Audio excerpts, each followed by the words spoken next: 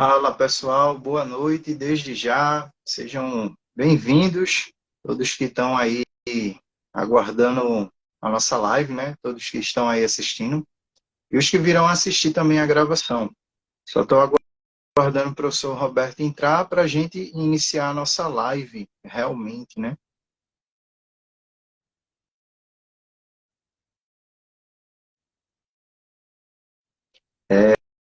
A nossa live vai ser sobre astronomia e astrologia, e especialmente respondendo a grande pergunta se a astrologia é uma ciência ou não. A maioria de vocês sabe a resposta óbvia, né? Mas é importante a gente entender os fundamentos e a lógica e a ciência, né? Que traz resposta a essa pergunta.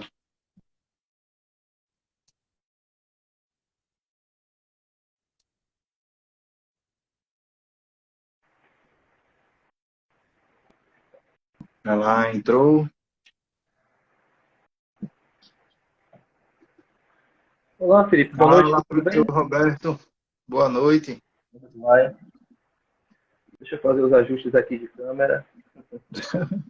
Passar um pouquinho aqui. Estás E aí, conseguindo me ouvir bem aí? sim, sim. Me ouve bem você? Consigo sim. Eu Ah. estou com o ventilador ligado aqui no modo turbo, então tá dando para tu ouvir bem minha voz, né? E o pessoal que está Ah, sim. acompanhando a live aí, Pô, não vocês ouço estão ruído ouvindo a algum. gente bem? Não ouço ruído algum. Tá, pra mim tá ótimo. Também tô com o ventiladorzinho do meu lado aqui. Excelente, excelente. Pessoal, desde já sejam todos bem-vindos e bem-vindas, que Deus abençoe a vida de vocês. A gente está dando início a mais uma live aqui no perfil Ensinando Ciências, e dessa vez, né, e como sempre, falando sobre ciências e também sua relação com a Bíblia, sempre trazendo respostas a grandes questões envolvendo esses dois grandes assuntos, mas também o nosso dia a dia, a nossa vida. E esse assunto, né, acaba envolvendo as nossas vidas de muitas maneiras mesmo, especialmente porque as pessoas têm a astrologia como uma verdade, como algo científico até, ou como algo que de fato existe. Então a gente vai falar nessa live, conversar nessa live, né, se de fato a astrologia é uma ciência ou não, e se a gente pode confiar ou não, né, nessa dita ciência, arte, adivinhação, feitiçaria, segredo oculto, enfim, a depender das pessoas, cada um vai definir a astrologia de uma forma. Mas e o que a ciência diz? Então, eu convidei o professor Roberto aí, que já no perfil dele ele tem bastante conteúdo sobre astronomia, e tem até um post, né, específico também sobre astronomia, onde ele dá um resumo, né, sobre toda a história e toda a origem, né, da astronomia em si e da astrologia. Então, desde já, para quem não conhece ele ou o perfil dele, vão lá no perfil dele. Para quem está acompanhando ao vivo, depois dessa live, sigam ele lá, deem uma olhada no conteúdo dele. E para quem vier assistir a live gravada em meu canal no YouTube, na descrição vai estar o link do perfil dele e de outros conteúdos dele também, pessoal. Então, desde já, seja bem-vindo, professor Roberto. Aproveite para se apresentar e Uhum. a palavra é sua. Obrigado, Felipe, pelo convite. Agradeço. Boa noite a todos. Com muito prazer, né? Sempre eu sou professor, por profissão também, né? E para mim é sempre um prazer estar nesses momentos, né? E ensinar, ajudar a aumentar a cultura, né? Das pessoas, a cultura do nosso país de alguma maneira, né? Bom, como você já me apresentou, Felipe, meu nome é Roberto, sou Roberto Menezes, eu sou professor de física de formação, sou físico de formação com licenciatura, bacharelado, mestrado e doutorado na área de cosmologia, tá?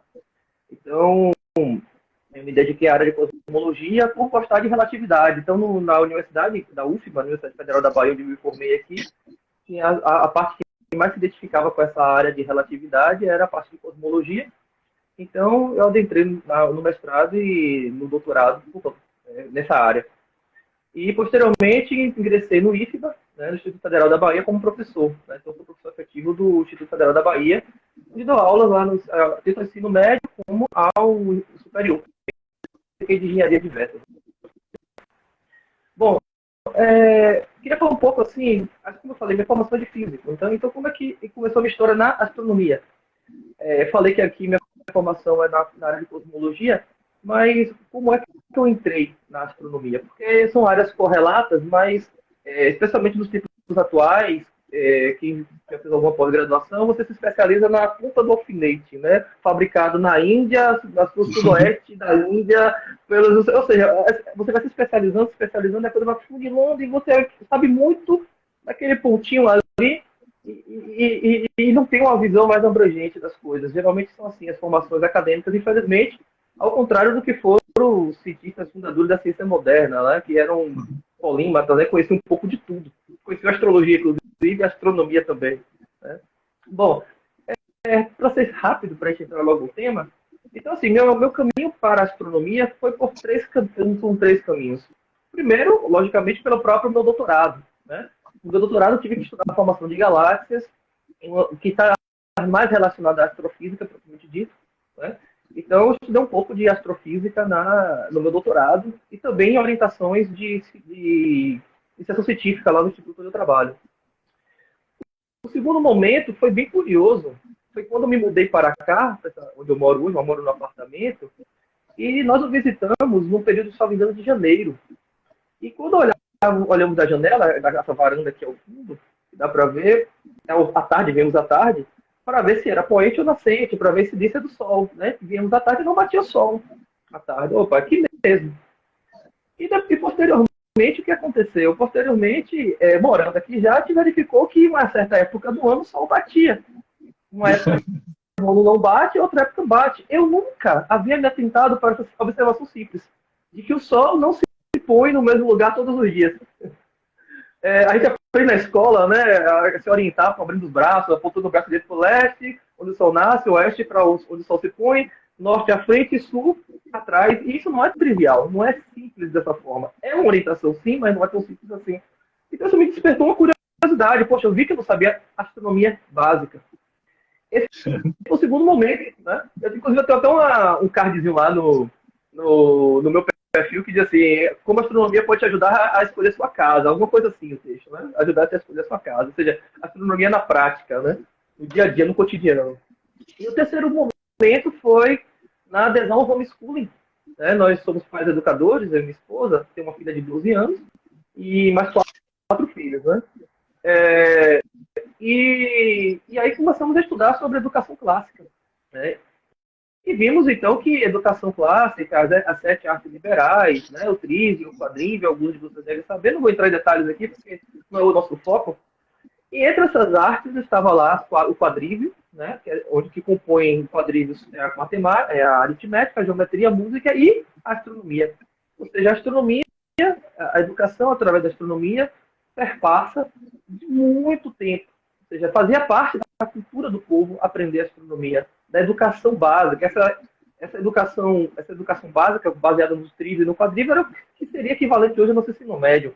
Né? Essa educação básica que todos nós deveríamos ter. E isso, na Idade Média, era a educação básica. Então, depois daí, viriam os estudos superiores, a filosofia e a teologia, que eram considerados estudos superiores. Mas todo mundo tinha que passar por essas 7 disciplinas, né? Do trívio, gramática, lógica e retórica. Bom, então, estudando sobre educação clássica, né? Aprendendo sobre educação clássica, eu também me deparei novamente com astronomia e resolvi então fazer um trabalho de educação e astronomia. Existem muitos perfis aí que se falam muita coisa legal de astronomia, né? E eu queria mudar um pouco o foco. Além de falar de astronomia, falar como é possível educar por meio da astronomia, né? Como a astronomia educa. Ao invés de ficar simplesmente colocando curiosidades, né? Então, o meu perfil, quem visitar lá, vai ver que tem um foco muito grande, às vezes até mais na educação do que na própria astronomia, que é o meu perfil como professor, como pai educador, né? Eu tenho essa tendência a sempre puxar mais para a educação, mas eu uso a astronomia como meio, né? A gente sempre faz isso. Bom, esse é o resumo de mim, né?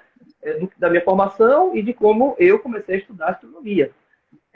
Paralelamente a isso, então, eu comecei a dar aulas, né, particulares, assim, eu tenho 2 turminhas de aula de astronomia, crianças que variam da idade de 10 anos a 14 anos, então nessa faixa etária.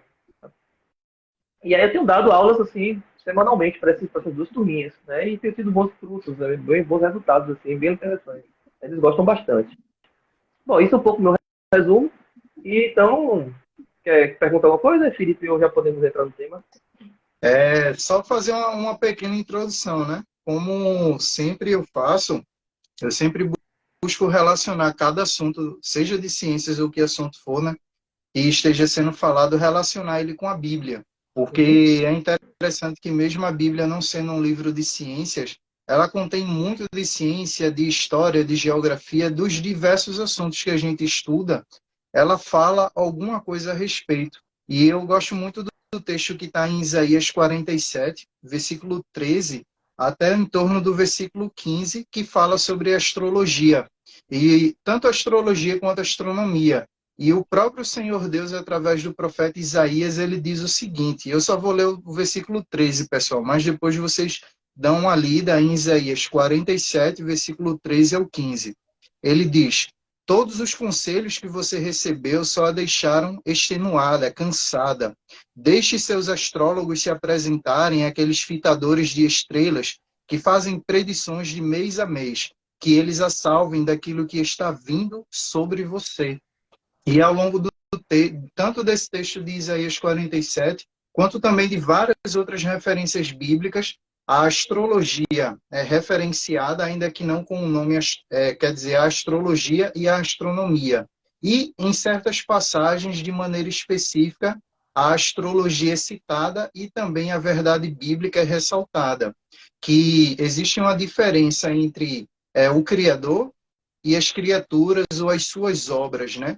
E o único que exerce influência direta e indireta sobre suas obras e suas criaturas é o Senhor Deus, e não os astros. Então, desde o início, desde os tempos bíblicos, já havia, né, um surgimento, por assim dizer, da astronomia, já existia um conhecimento astronômico, tanto que no livro de Jó, as Pleiades são citadas, algumas formações, né, e conjuntos de estrelas são citados, também nos Salmos e em vários outros versículos bíblicos, e também no próprio livro de Isaías, pessoal. A observação astronômica é vastamente recomendada, é vastamente citada, nos Salmos também, como o Salmo 19, versículo 1 também, os céus, falando, né, fazendo referência aqui, os céus anunciam a glória de Deus, são obra de suas mãos. Então, ao longo de toda a Escritura, tanto a verdadeira ciência é prezada e ressaltada e destacada, quanto também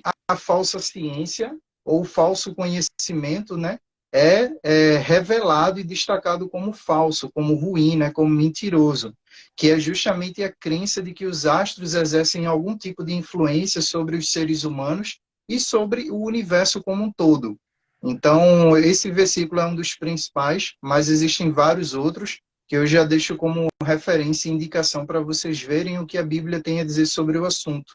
E o professor Roberto ele vai estar trazendo toda o contexto histórico e científico, né, acerca dessa origem em comum entre a astronomia e a astrologia e quando se dividiu e por que a astrologia, né, não é uma ciência, bem como questões que os astrólogos devem responder, visto que a gente até hoje tem pessoas que acreditam ferrenhamente na astrologia como algo que exprime ou revela a verdade de alguma forma. Então, o Uhum. professor Roberto está com a palavra aí. Ao longo da live eu posso fazer umas pontuações ou outras.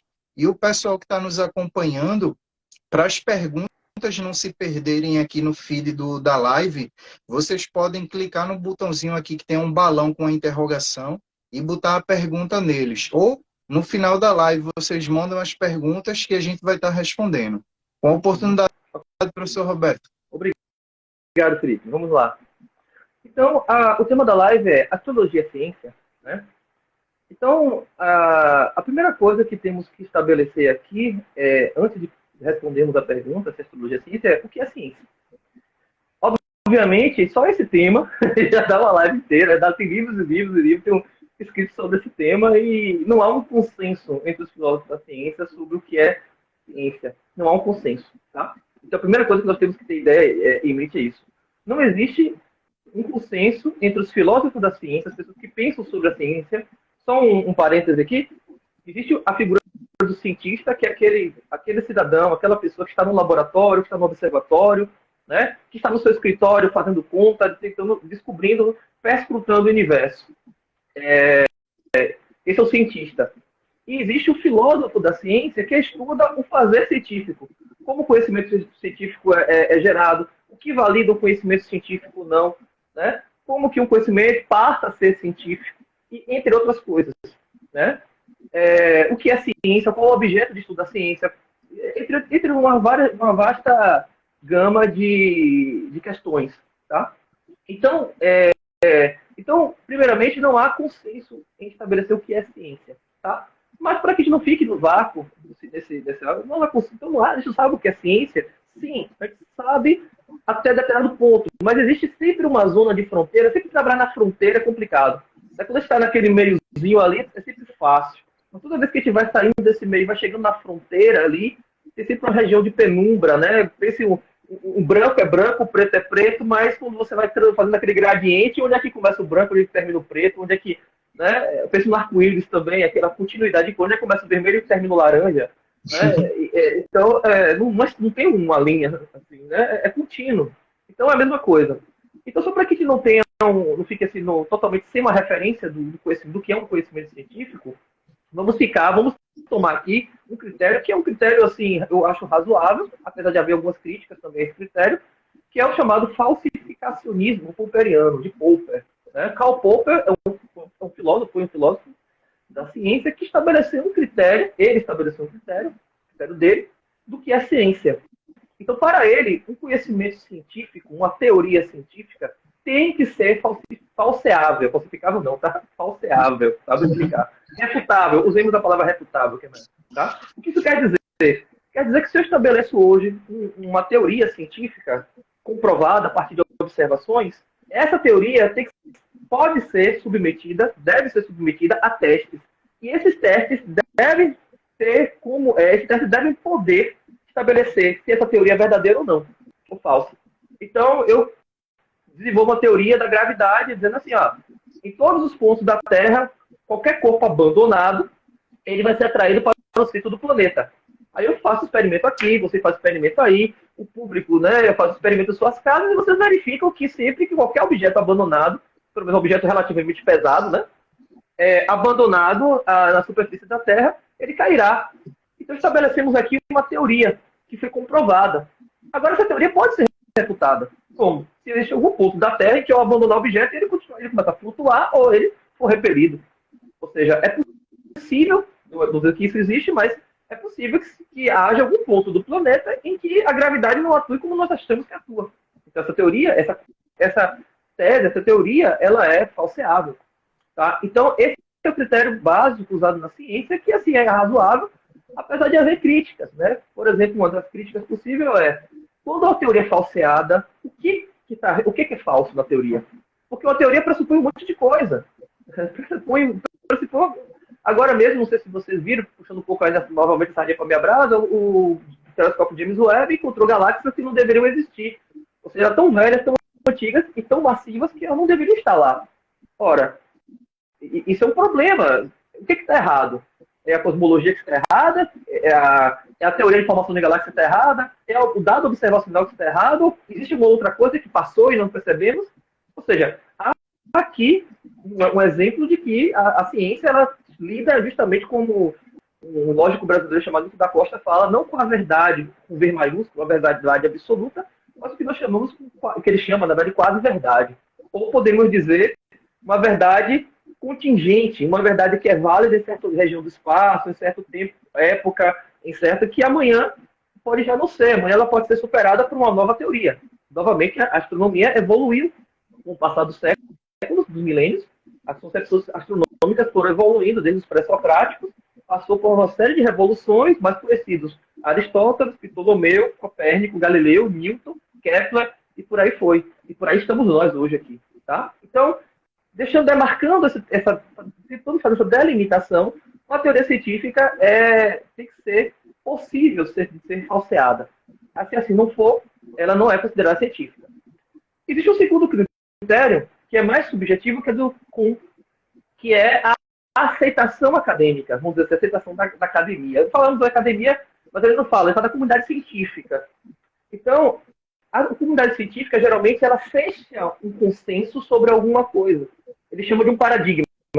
Então, existe um consenso. A academia chega a um consenso. Ó, isso aqui que é a teoria, isso aqui que é a verdade científica de agora. E, diríamos na linguagem popular, fecha uma bolha. E estourar essa bolha é difícil. Então, por exemplo, essa observação do James Webb, o que vai ser revolucionária? Provavelmente não. Certamente que ela não será revolucionária. Um único fato experimental não derruba teoria alguma que esteja bem estabelecida, bem consolidada. Você precisa de uma série de problemas para que a coisa comece a ruir. Temos um paradigma hoje do aquecimento global, que é polêmico, né? Há aquecimento, não há aquecimento. Se há aquecimento, a causa é humana, não é antropogênica, não é antropogênica. Existe um consenso hoje fechado, mas existe cientistas que trabalham fora dessa bolha, desse paradigma, e esses cientistas muitas vezes não conseguem publicar seus trabalhos em grandes revistas. Por quê? Porque a academia fechou o consenso ali em torno daquilo e ninguém mais mexe nisso. Ou seja, a contestação, que é algo natural da própria ciência, não é possível fazer, não é permitido fazer. Então percebo que a coisa delimitar o que é ciência não é simplesmente, não é tão trivial assim, né? Não é tão simples assim. E é por isso que eu estou conversando com o Felipe em outro momento, falando que eu não gosto, por isso que eu não gosto do termo pseudociência, né? A sinônimo é uma pseudociência. Não gosto, por várias razões. Porque a pseudociência pressupõe que o que é ciência esteja muito bem estabelecido, primeiramente. E a pseudociência pressupõe também que aquele conhecimento pretende ser científico, mas não é. Então tem esses dois pontos. Então, por exemplo, o conhecimento filosófico, o conhecimento teológico é científico nos modos modernos?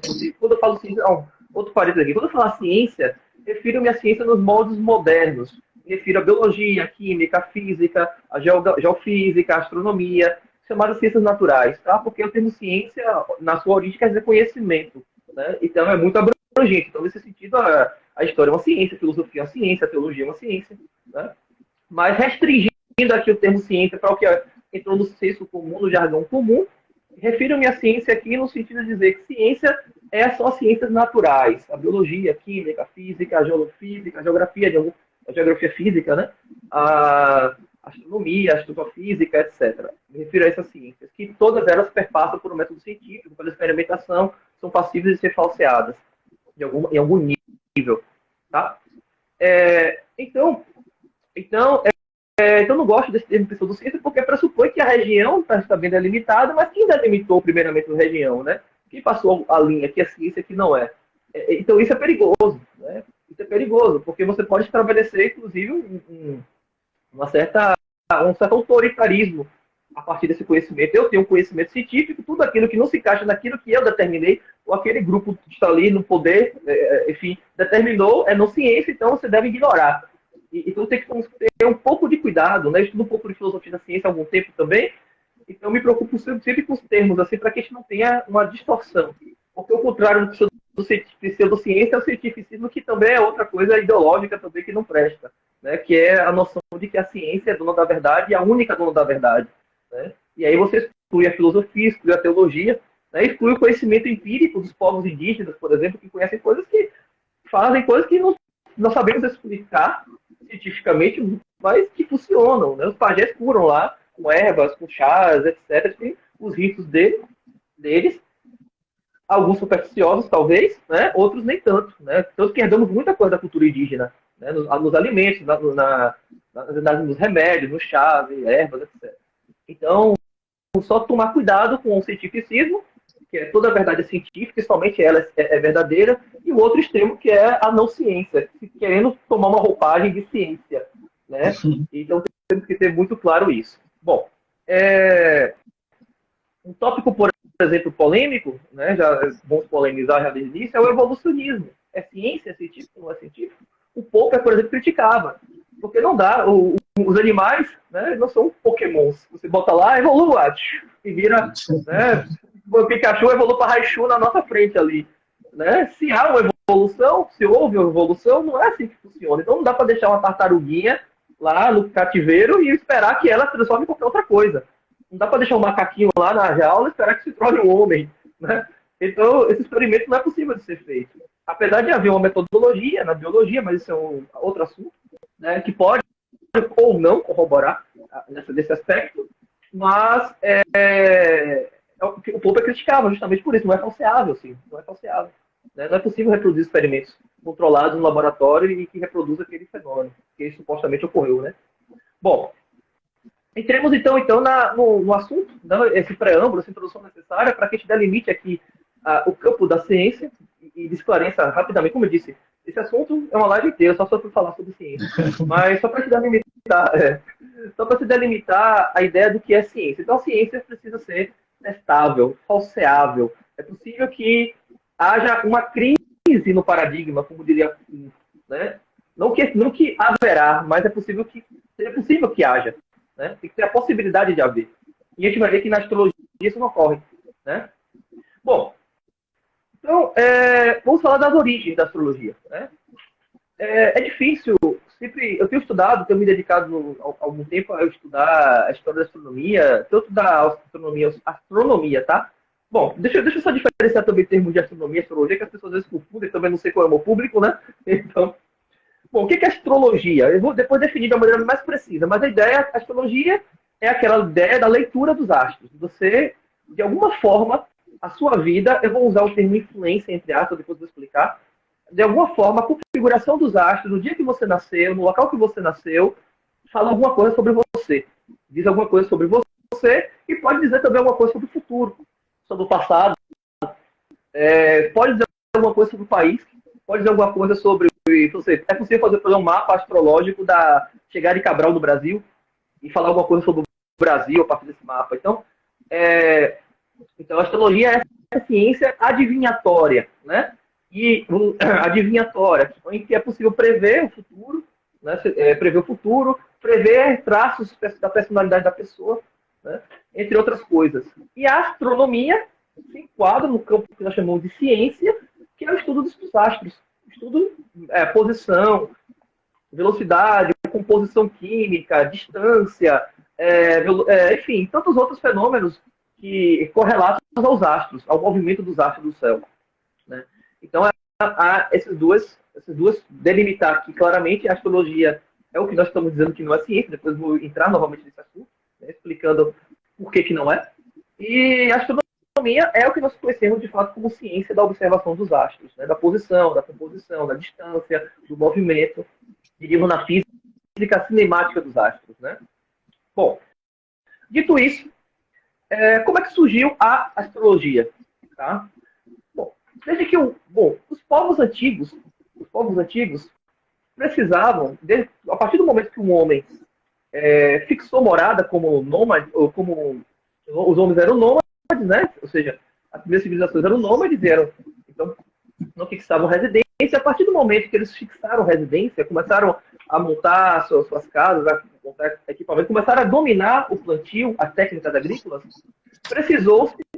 ele verificou que havia ciclos. Por exemplo, há épocas que é melhor plantar certa verdura, etc. Há épocas que já não dão tanto. Há épocas em que, se ele for pescar, ele vai achar o peixe. Tem épocas que ele não vai achar peixe nenhum. Então, começou a ver que esses ciclos se repetiam com certa frequência, com certa ordem. Né? E eles começaram a perceber que havia uma conexão entre o céu, o fenômeno celeste, ou seja, a posição dos astros, das constelações, do Sol e da Lua, e os fenômenos terrestres. Por exemplo, começaram a perceber que quando o Sol se põe, vamos pegar aqui nosso referencial do hemisfério sul, quando o Sol se põe mais ao norte é mais frio, quando o Sol se põe mais ao sul esquenta mais. Né? Em algumas regiões lá no sul, bem no sul, na Argentina, no sul do Brasil, neva. Quando o Sol se põe mais ao norte, neva. Chega a nevar. Então, começaram a ver que esse ciclo se repetia ano após ano. Começou a ver que, em certa época, as árvores começam a secar, dão frutos, dão flores, e que no ano seguinte, aquele ciclo, aquele fenômeno se repetia com as mesmas posições do Sol, das estrelas. Então, ele começou a perceber que havia uma conexão entre o movimento dos astros e o comportamento da Terra, do meio ambiente terrestre. O comportamento do meio ambiente terrestre. Bom, hoje sabemos explicar isso razoavelmente bem. Tem a ver com o clima, né? O Sol mais ao norte, a incidência solar é menor, esfria, o comportamento animal, então, é regido por essa variação climática, enfim. E aí nós temos explicação hoje, digamos, científica para esse fenômeno. Razoável. Né? Existe uma dinâmica, né, que está relacionada ao Sol. E também as constelações. Porque todos devem ter percebido, o Sol gira e em cada noite nós vemos nas constelações uma posição relativamente diferente da noite anterior. Né? O Sol também está numa posição diferente, a Lua está numa posição diferente. Então eles começaram a perceber, por exemplo, que quando o Sol faz um ciclo, o que é um ciclo solar? O Sol tem como fundo uma certa constelação, tá? Uma certa constelação, digamos aqui, só para fixar a ideia, está numa constelação de peixes, o Sol, na constelação de peixes, depois já faço das constelações, vai de peixes, e que depois de um ano, depois de um certo tempo, ele volta a estar naquela mesma constelação. Isso é o que se define por um ano. Né? Diríamos aqui um ano sideral. Então, diríamos aqui um ano. E viu que esse ciclo de um ano, dentro desse ciclo, cabe essas 4 estações, as 4 fases do clima da Terra. Então, isso era percebido desde muito tempo. Tá? Além disso, eles perceberam que existe um ciclo menor, que é o ciclo lunar, e que dentro desse ciclo solar cabem aí aproximadamente 12,5 lunações, ou seja, 12,5 ciclos solares, ciclos lunares, né? De nova, lua nova. Nós estamos indo para a lua cheia. Então, de lua nova, de lua cheia, cabe aí um ciclo do ano, 12 ciclos lunares. Ou seja, temos aí a origem do ano e a origem dos meses, né? Dos 12 meses e do ano. Né? Cada lunação dura 29 dias e meio, mais ou menos. Então, dentro de cada lunação dessa, o que nós temos? Nós temos aí que cada fase da Lua dura 7 dias, aproximadamente. 7 um quebrado. Nós temos aí a semana. Então, ou seja, observe que nosso calendário é regido pelo céu. E hoje nós falamos assim, nós usamos o calendário para dizer, meu aniversário é no dia 10 de março, dia tal, aniversário de casamento, dia tal nasceu meu filho. Bom, eles não tinham calendário. Eles usavam a posição do céu, a posição da sombra, através de um gnomo, né? Que era uma arte, projeta uma sombra, essa sombra varia durante o ano. Então temos aí o ciclo solar. O ciclo solar, o ano, os meses e as semanas sendo determinados. E o dia, obviamente, que é o ciclo mais óbvio, né? Que é o ciclo de 24 horas. O sol nasce e se põe dia por dia. E aí o tempo, depois desse ciclo diário, vai sendo dividido a partir das sombras, vai se criando a hora, etc. Tá? Bom, por que dizer isso tudo? Porque existe uma correlação de fato entre o meio ambiente, comportamento animal, comportamento vegetal, clima, temperatura, chuva, seca, com o movimento dos astros. Por exemplo, os egípcios, quando via o nascimento helíaco de Sírios, quer dizer, o nascimento quando Sírios nascia junto com o Sol, era um sinal de abundância, porque era a época que coincidia com a cheia do Nilo. Mas veja, não é que a estrela Sírios influencia na enchente do Nilo. Era uma correlação, uma coincidência. Eles perceberam que toda vez que o Nilo transborda, é o dia em que Sírios nasce. Não quer dizer que Sírios afeta o rio Nilo. Não há uma correlação de ação, causa e efeito nesse caso. Né? Mas há uma correlação climática, mas é outra história.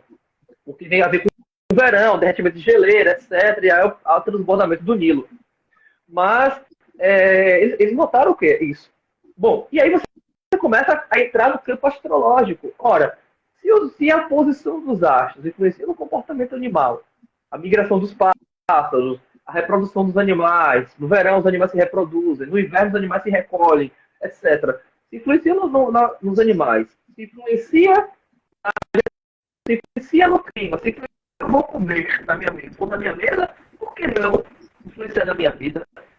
Ou na sua vida, na vida de qualquer um. Então, a primeira pergunta que surge. Então, foi natural para esses povos, especialmente os babilônios, associar também o comportamento dos astros a uma influência dessa configuração celeste também na vida do homem. Então, quando o menino nasce, onde está, como é a configuração do céu?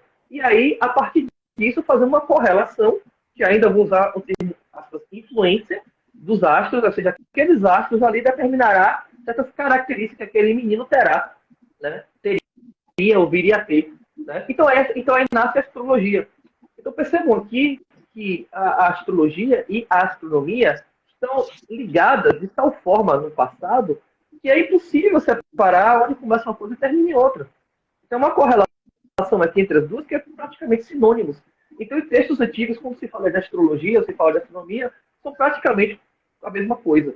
tá? Isso é difícil. Os astrólogos eram astrônomos e os astrônomos eram astrólogos, porque eles faziam a leitura do céu pela finalidade agrícola, caça, pesca, mas também associaram isso a rituais religiosos, a religião, a prever futuro, a predições, etc. Então isso fica muito, era tudo muito junto, né? Bom, então quando é que vai ocorrer? Isso veio, então isso foi se perpetuando.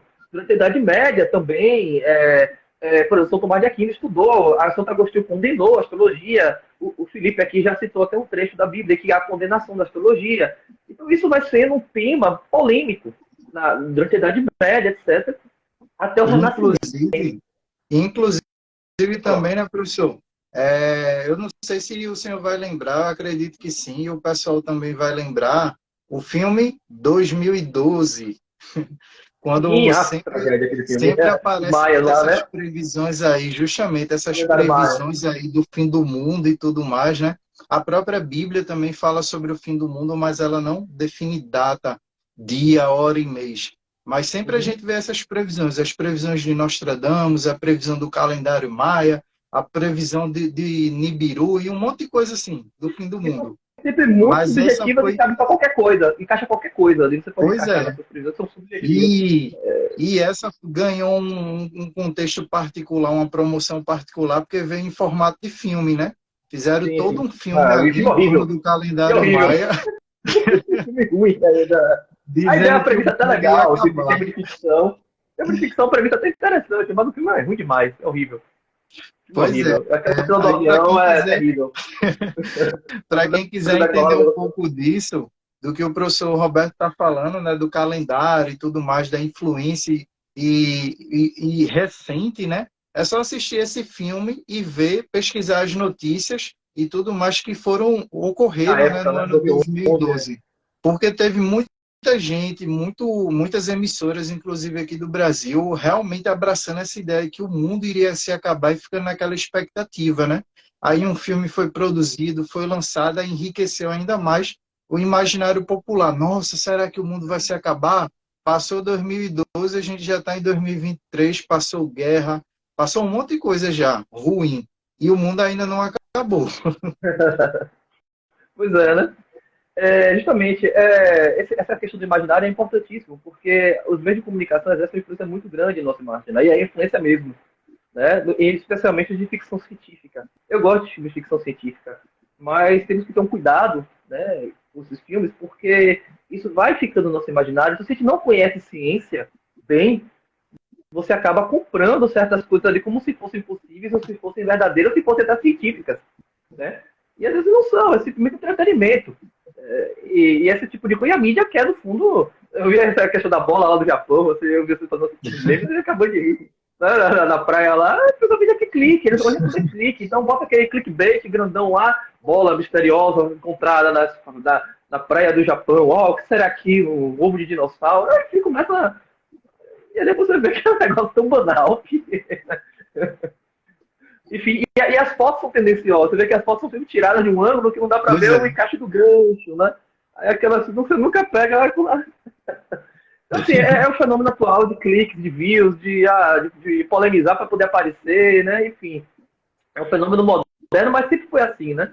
Não é tão moderno, agora está pior com a internet, mas sempre foi assim. Então ela vai pegar esse assunto do momento e vai fazer aquela coisa, cientistas criam um buraco negro no laboratório. O mundo pode acabar. Aí você vai ver nada daquilo. Você vai ler o artigo original, vai ver o pesquisador falando, nada, não tem nada a ver. Enfim, é uma tragédia. Mas voltamos aqui. Então, espero que esteja muito claro aqui essa correlação entre astronomia e astrologia, né?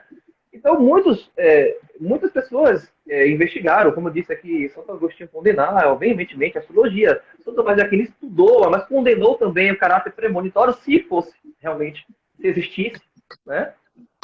Enfim, houve esse rebuliço até o Renascimento. O que acontece no Renascimento? Bom, o Renascimento é quando surge o que nós chamamos hoje de ciência moderna, essa ciência que nós estamos discutindo aqui agora. Surge o método científico, a matemática incorporada ao que era chamado de filosofia na natureza, né?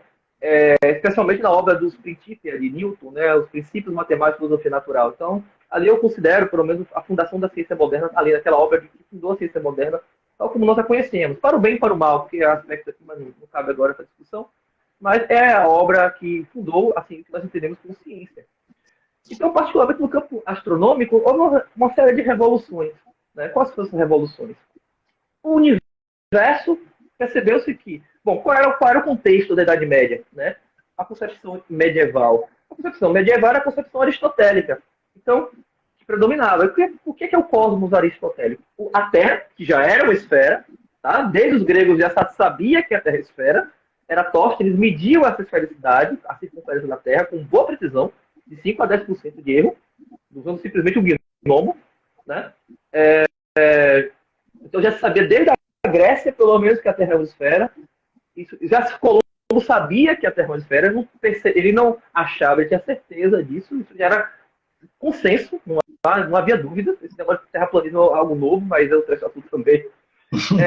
Mas pensava-se que a Terra não era um planeta, como nós entendemos hoje. A Terra era o centro do universo, era uma esfera que estava ali no centro do universo. Esse universo era dividido em duas regiões, uma região sublunar, abaixo da Lua, onde nós vivemos, habitamos, onde as coisas se corrompem, onde as coisas se deterioram, onde as coisas são efêmeras e passageiras. E um mundo supralunar, acima da Lua, onde era formado por uma quinta essência, uma quinta substância chamada de éter, e era tudo perfeito, maravilhoso, não se corrompiam, os corpos eram eternos, eram esferas perfeitas, etc. Então, havia essa divisão em dois mundos, digamos assim, né? E nesse mundo supralunar, acima da Lua, havia os astros, os planetas, as estrelas, as constelações, e cada planeta estaria dentro de uma esfera, estaria incrustado numa espécie de esfera, chamada cristalina, e essa esfera então girava, o que dá o movimento do cosmos, o movimento dos astros que nós vemos. Então há um movimento de rotação, sendo que aos planetas adicionavam-se outras esferas, porque os planetas eram o quê? Eram estrelas que se moviam em relação às estrelas do fundo. Então, da mesma forma que o Sol se move de constelação em constelação durante um ano, os planetas também fazem esse mesmo movimento. Então, esses planetas tinham uma peculiaridade, eram estrelas peculiares, eram estrelas que se moviam em relação às estrelas de fundo. Então, enquanto toda estrela de fundo se movia num todo, havia algumas estrelinhas ali errantes, que veio do termo planeta, vem de errante, que se moviam ainda, além desse movimento no todo, se movia em relação às estrelas de fundo. Bom, isso se sabe também desde os povos, qualquer povo da antiguidade sabe disso. E aí há o que nós chamamos 7 planetas. Vênus, Mercúrio, Vênus, a Terra não é um planeta, é o centro do universo. Pulamos para Marte, Júpiter, Saturno. 5, mas não são 7? Sol e Lua. O Sol e a Lua são considerados também planetas porque são astros que se movem em relação às estrelas do fundo. Então perceba como a concepção aqui já é diferente do que nós entendemos como planeta, estrela, né? Bom, então perceba, então, dentro dessa cosmovisão surgiu a astrologia. Ou seja, a astrologia estava limitada a Saturno, a esses 7 planetas, e ao zodíaco, que foi herdado dos babilônios. Então, o que acontece? Os babilônios desenvolveram uma astrologia, uma astronomia, e dividiram o céu em 12 regiões, e cada região dessa atribuía uma certa constelação, o que hoje nós chamamos casas do zodíaco, né? Ou signos, de uma maneira mais popular. Tá?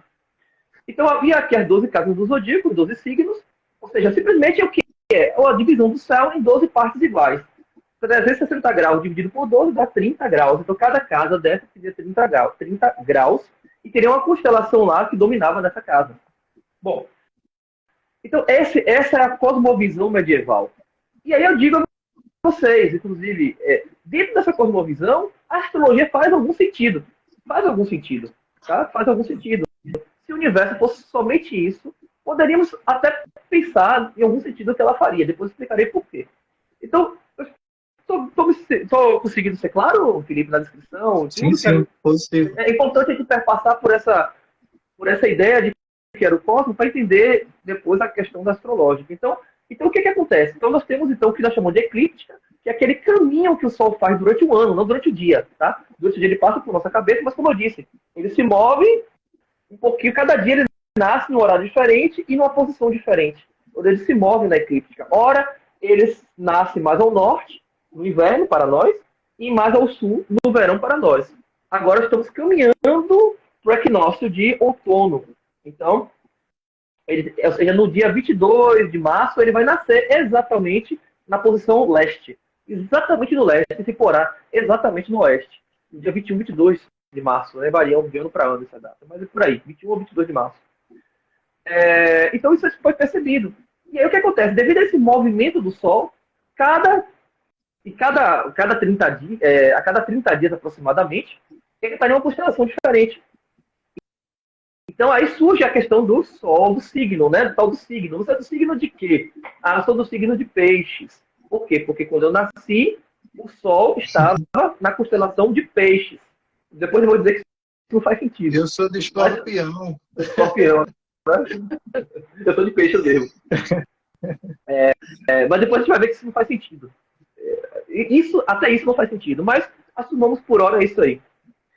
Por simplicidade. Então, o Sol, então, é o seu signo, é o dia, corresponderia, né? O seu signo, a casa, a constelação de fundo que estava o Sol no dia que você nasceu. Então seria isso o signo. Né? Aí tem os ascendentes, que eu não vou entrar aqui, não vou dar a astrologia, mas é o ascendente, enfim, outros aspectos da questão dos signos, mas não vou entrar nisso. Mas isso é só fundamental. Tá?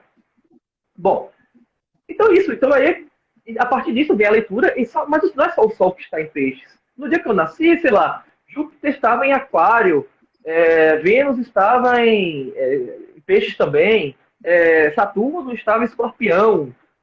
Tinha uma configuração do céu. Por quê? Porque todos esses planetas orbitam a chamada eclíptica. Ou seja, todos esses planetas eles passam por essas mesmas constelações do zodíaco, chamados zodíaco. Então, isso é um fenômeno, isso é fato, isso é um fenômeno astronômico, inclusive. Não tem problema algum nisso, isso acontece de fato. Ou seja, a eclíptica, até hoje, a astronomia moderna usa o zodíaco como referência. Nós temos o Trópico de Câncer, o Trópico de Capricórnio, e referência também ao zodíaco. Né? Há aspectos da astronomia tradicional que estão relacionados, por tradição, ao zodíaco. Bom, então aí surge a astrologia. O que é a astrologia? Bom, aí o que começou a se fazer? A atribuir significados aos planetas e significado às constelações. Tá? Então, por exemplo, o Sol estando em Peixes, o Sol, que é o rei, é o astro-rei, é o brilho, o simbolismo de rei, de domínio, de força, de realeza. Né? E esse simbolismo é belo, inclusive, né? Usado no cristianismo, é usado em diversos aspectos. Né? A questão do Sol, como leão, também é uma figura da realeza, né? Leão da tribo de Judá, né? É um simbolismo também belíssimo, porque o leão é aquele animal imponente, né? Aquele animal que domina a savana, forte, robusto, muito belo, né? Então há um simbolismo interessante aí. Então esse simbolismo do Sol atribuiu-se então o Sol e Peixe, então os peixes têm um significado, que eu não sei qual é, Sol e Peixes, então isso vai dizer que Roberto, que nasceu com aquela configuração celeste, tem certa característica, porque o Sol estava em Peixes, Marte estava em Áries, sei lá. Marte é o quê? Marte, quando a gente olha o olho nu, é vermelho. Vermelho lembra o quê? Sangue, guerra. O próprio nome do planeta é o deus da guerra, né? É Áries, é Marte, é o deus da guerra. Então, lembra o quê? Então Marte associou-se àquele temperamento mais colérico, aqueles impulsos mais coléricos nossos. E aí, Marte estando em tal casa, esse impulso vai ser fortificado, Marte estando em tal casa, esse impulso vai ser amenizado. Ou será, sei lá qual é o contraponto de Marte, há um outro planeta que é o contraponto de Marte, que mesmo Marte estando ali forte no seu mapa, teria um outro planeta, então, estou na astrologia aqui, né? Mas para mostrar que eu conheço um pouco da assunto, depois que eu chegar lá. Teria um outro planeta que balancearia aquele comportamento. Mas veja, primeiramente, isso é completamente arbitrário. É um simbolismo, sim, existe alguma relação simbólica, mas eu posso atribuir qualquer significado às casas, posso atribuir qualquer significado à cor vermelha, ou ao sol, etc. Então tem algo de subjetivo, mas eu estou querendo dizer como é que a astrologia funciona. E aí entramos então na questão da influência. Né? Um parêntese, mas outro parêntese aqui, eu li 3 livros sobre astrologia. Tá? É um assunto que me interessa por a questão que me interessa como o conhecimento científico. Como cientista, me interessa entender a astrologia de dentro dela. entender como é que um astrólogo pensa, como é que ele diz que funciona, como é que os signos funcionam, como é que funciona todo esse mecanismo. Né? É o que eu estudo e continuo estudando. Então, assim, então, que é? Primeiramente, não existe uma única vertente astrológica, é o primeiro ponto. Existem diversas vertentes. Né? Não existe assim, a astrologia é isso, tá? É assim que funciona. Então, não existe uma única vertente. Eu vou pegar uma vertente aqui, que é uma vertente que bebe mais de certa forma, da cosmovisão cristã, e isso é possível fazer isso, mas enfim, depois eu vou criticar. E para eles é o seguinte, não existe esse negócio de influência. Não é que não existe uma influência. Não é que Marte ali naquela casa influencia a minha vida. Não é, esse termo influência a gente pode até usar, mas não é bem isso que eles dizem. Para eles, para o astrólogo, essa astrologia mais tradicional, ocidental, quando eu nasci, o céu tem uma configuração. É como se essa configuração é como se fosse o livro da minha vida. É como se Deus tivesse escolhido aquele céu e é como se eu pudesse ler a minha vida no céu. Então, perceba, não é algo assim que esse astro vai agir, sair alguma coisa dele, chegar em mim e fazer com que eu seja algo. Para eles, os astrólogos, existe uma correlação entre o céu e a minha vida. Então, aquele céu determina, se eu conseguir ler aquele céu, o movimento dos astros, por onde eles vão, de onde eles vieram, eu consigo determinar aspectos da minha vida, inclusive quantos filhos eu vou ter, com quem eu vou casar, ou qual é a melhor época de casar, qual é a melhor de comprar apartamento, esse negócio todo aí. Tá? E aí eu volto para a cosmovisão aristotélica. Dentro da cosmovisão aristotélica, nós tínhamos só 7 planetinhas, 12 constelaçõezinhas, umas estrelas de fundo que não tem nenhum significado até onde eu sei. Pronto, acabou o nosso cosmos aí. Então, faz sentido faz até algum sentido, e até poético dizer isso. Que a minha vida está escrita nas estrelas, que Deus escolheu ali aquele momento e escreveu, de certa forma, nas estrelas algo sobre a minha vida. Até poético, até bonito falar sobre isso.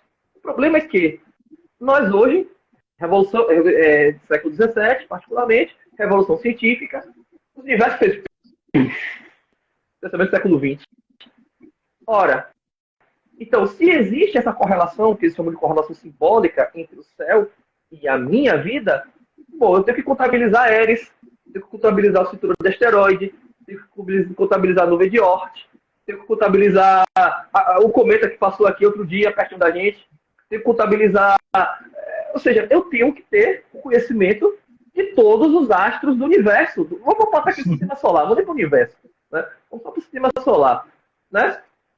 A lua de Júpiter, a lua de Saturno, e por que não Netuno, Urano, Plutão, Make, Sedna. Ou seja, eu vou ter que ter... Por que Netuno, Urano e Plutão saem do mapa?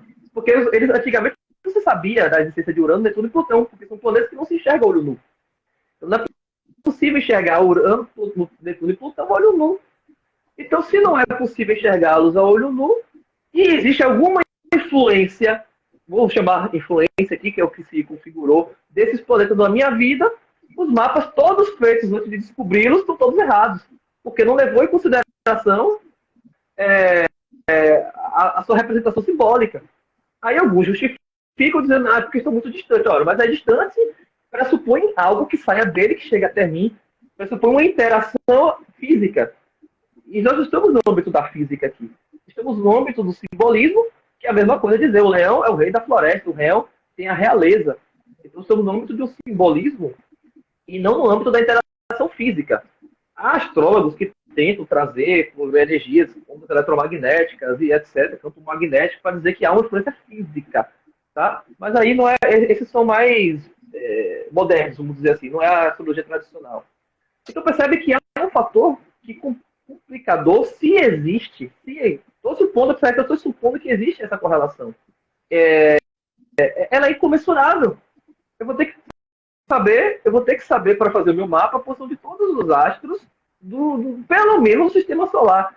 Se eles saírem do sistema solar, vão para a galáxia, vão para as outras galáxias, vão para o universo inteiro. Porque se não é uma correspondência fixa, Andrômeda vai influenciar na minha vida.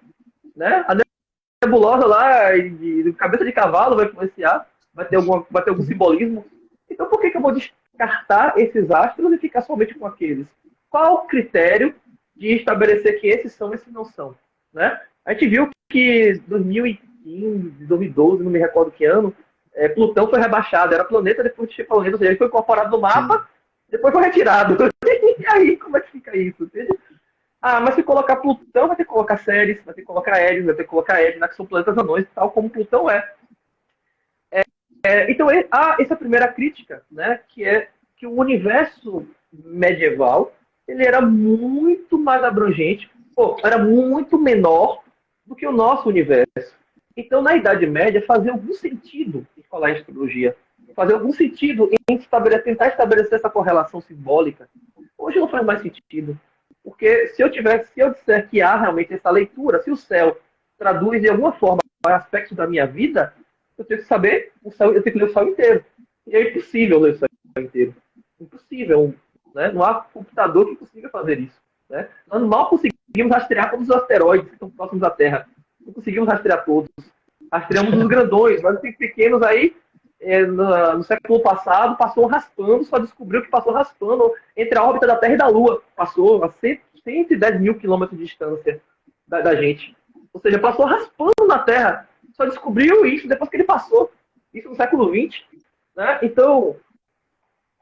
E fora que tem muitos que estão caindo aí, né? E a gente só descobre quando cai. Quando cai. É impossível. Então, alguém que nasceu no dia que aquele asteroide passou raspando, tem que contabilizar o asteroide, está pertinho daqui da gente, porque não vai levar em consideração. Né? Bom, então tem esses aspectos. Então, o primeiro ponto que nós temos que colocar, depois eu vou colocar todos os problemas, listar em ordem. Aqui fiz uma lista de 12, pelo menos, deve ter mais. 12 problemas, a meu ver, da astrologia. Tudo perguntas que devem ser respondidas. Diga. Só fica atento à questão da hora aí para o Instagram não derrubar a live, viu, seu? Eu estava esquecendo disso. Estou empolgado aqui. Vamos tentar sintetizar aqui, né? Já falei algumas coisas. E existe também Então, o primeiro ponto que nós devemos perguntar é: a astrologia funciona? Aí eu peguei um trecho de um livro aqui em que ele aponta o próprio astrólogo aponta três testes. Não vou ler, né? Porque o tempo está curto. Mas eu vou deixar o final. Ele aponta 3 testes que foram feitos para testar o funcionamento da astrologia. Ao final, ele diz assim: ele diz que esses 3 testes não são aplicáveis, primeiramente. 3 tipos de testes não são aplicáveis. O primeiro fala sobre comparar a análise do astrólogo com a análise de um psicólogo. Se coincide, se coincide ou não. O segundo teste, ele fala